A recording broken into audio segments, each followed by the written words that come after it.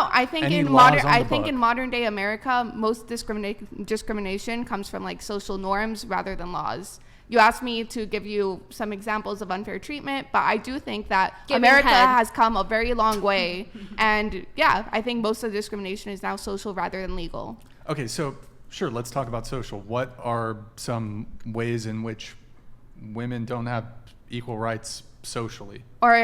So there has been multitude of studies showing that when women or men have the same qualifications, if there is a woman name on the resume, they are less likely to get picked rather than like a male name. Well, number one, I feel like that is number one with what's it called when? But I forget the name of it when they're like literally selecting women or literally selecting affirmative action. With affirmative action is like a band-aid though. Like but regardless, I think at the end of the day it comes down to who can get the job done. When you look at it, right, and I've seen this from first-hand experience, a woman who walks into a job interview where the person tells them this is what you're gonna get paid are probably gonna walk out of that interview and be like, okay, shit, that's what I'm gonna get paid. A man who walks into that interview, who's qualified, who knows his worth, when they tell him that figure, will say, no, I know what I am worth. And that is a personality characteristic. And at the end of the day, that all factors in to this wage gap disparity that we're talking about. It's very social, yes. Yeah. And women are trained to be okay. Like if an employer asks you, like, what did you get paid at your last job? Women tend to tell the truth, while men tend to say that they got paid 20% more. But now the wage gap is slowly diminishing and closing. But right now it's still not there yet, but we're like on the way. Actually, if you adjust, it's pretty much... Also, women will... It's gone. If you account for all variables, if you adjust for all variables, taking time off for children, for example, when you account for the fact that women are far more like, what woman is willing to work 80 hours per week to be able to get into the position of other men? Men, that is naturally their proclivity. They are based on competition. How can I get ahead of the man next to me? Women don't naturally have that mindset unless they are an exceedingly rare type of woman. I strongly disagree. But then on top of that, you can make the argument of like, oh, you know, who's pressured more to take care of children and to stay at home? It's always women. That's why I would stay at home. That's a natural proclivity. I don't think you can make that claim. I don't think it's if you look, okay, the argument that's a natural proclivity comes from like, okay, civilization post-agricultural revolution, which has been like the last 10,000 years. And that is even by itself like very tumultuous because we look at, men gained supply or control of the food supply at that time. So you can argue that like when men have control of the food supply, that's how like environmental factors end up creating society. But for the past 100,000 years before that, when we were nomadic societies, things were a lot more egalitarian in nature, which makes sense. We hunted in groups. We took care of children in groups. It was hunter-gatherers though. There was women who were gathering and men who were hunting. But doesn't mean one is more valuable than the other. No. If you look but it's showing that they have different places, equal but separate. They serve different purposes within society. But here's the deal. The idea that's like, no, women only gathered and men only hunted, that's not true either. There was great overlap. We can search it right now. Some overlap, but on the great overlap probability, then why is that literally a thing where they said women were gatherers and men were hunters? Were they lying? Well, I want to argue. What would their motivation be to lie about it? That is what happened. Because the argument post 1800s, when this was first brought up, was this idea that women are too frail and too weak to hunt, so therefore they must have only been gatherers. But if we look at, let's say, like the recent like bone studies, basically, where we re-examine the corpses and stuff, hey, guess what? A lot more are women than we previously thought,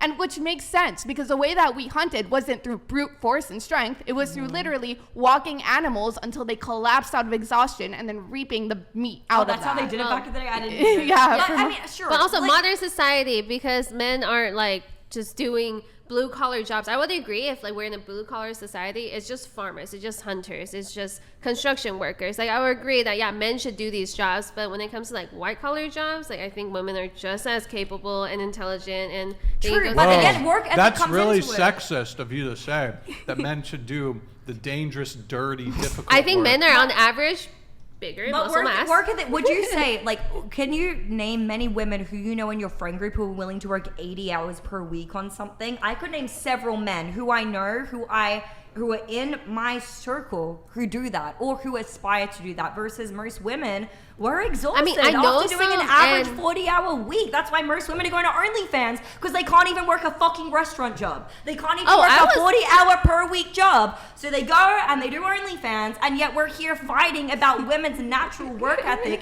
and proclivity to be able to achieve the same results as men. You just assume like they're not willing to put in the work. You're assuming that I only do like OnlyFans. And well, no, I know that you do other things as well because you stated it. I'm talking about on the balance of probability for most women. I know so many lazy men as well. Like, you know, the men, like, they're, if you look at the stats of the norm, like, there are way more men who are homeless, who are unemployed, and there are also way more men who are billionaires. Mm-hmm. And I think there's just a lot more men on average who, like, do everything, but it's not doesn't represent the whole. And same with like women. I think women more have like a normal curve where a lot of people work like maybe average 40 hours, but there are people who work more and there are people who work less. But we're talking on the balance of probability. We're not talking about the the probability of it is that there are a lot more men standards, which are in turn relate to people's natural proclivities, which I don't think what it's we're talking about necessarily natural. You might have like an excellent group of friends who are very extremely hardworking, but I know a lot of people who are just unemployed. $99.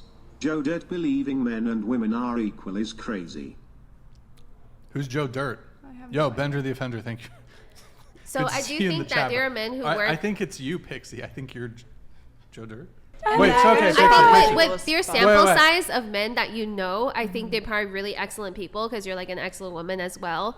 But I do think that there are an equal amount of men who work 0 hours per week and just like play video games. Like I do know a lot of unemployed men. And I think a lot of this is the product of the times, right? But I'm talking about like the natural like inclinations of people on a biological and like psychological level. There are reasons that are so do you think it's more nature or nurture? No, I think it's nature. Like I believe that nurture has an effect, but I believe at the end of the day, evolutionary psychology plays such a huge factor. What percentage do you think like nature takes over compared to nurture? Like, I mean, if you're raised in a certain environment. So for me, for example, when you look at my nurture, I should be a failure. I should be this, I should be that, and I'm not. But you could be an outlier. I know I'm an exception, exactly. And here's the thing, there are exceptions to the rule, but people try to use their personal experience to be able to denote what is actually going on in society. When to be honest, the world doesn't revolve around you.